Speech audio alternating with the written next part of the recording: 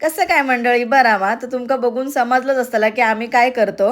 तर आम्ही करतो बाप्पाच्या आगमनाची तयारी. मम्मी, मावशी, दिया, रिया, मामा सगळी जण आपलं आपलं डेकोरेशन करी होती. आपल्या आपल्या आयडिया सुचवत होती आमका कसा करूया काय करूया. त्या हिशोबाने आम्ही सगळा डेकोरेशन केला. त्यानंतर मी आणि मम्मी बाजारात गेलो मातीचं सामान आणू. माती वगैरे सगळी बाबांनी आमका बांधून दिली आणि त्याच्यानंतर दियान आणि मी वरतीचा चढून सगळा बांधला आणि माती आमची पूर्णपणे तयार झाली. ह्यो दुसरा व्हिडिओ पण मी केलाय मातीचा, तो पण नक्की बघा. आणि त्यानंतर मग आम्ही बसलो डेकोरेशन करू. म्हटलं आता कसा करूया काय करूया. डेकोरेशन करताना भांडणं होतच. आणि त्यानंतर आम्ही गेलो बाप्पा आणू. आमचं लाडका बाप्पा आणलाय. पण मी तुमका फेस दाखवचं नाही, फेस डायरेक्ट नंतर. आणि हो माझं मामाना दरवर्षी आमचं बाप्पा आणून आमच्या घरी सुखरूप देता.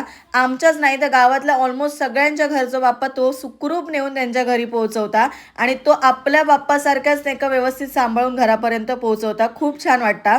आणि त्यानंतर सगळी एवढी खुश होती एवढी खुश होती की सगळीजण नाचतात की फायनली बाप्पा येलो. 1 वर्षानंतर सगळ्यांनी वाट बघून. मावशीच्या घरी पण गणपती असतात त्यामुळे ती आज थोड्या वेळासाठी इल्ली. पण नंतर 1.5 दिवसाचं त्यांचं विसर्जन झालं का ती पण येतली. आणि माका बाप्पाचा फेस खरंच तुमका दाखवचा असा. पण मी तुमका डायरेक्ट सगळा डेकोरेशन वगैरे झाला बाप्पा सजवलो की दाखवतलंय.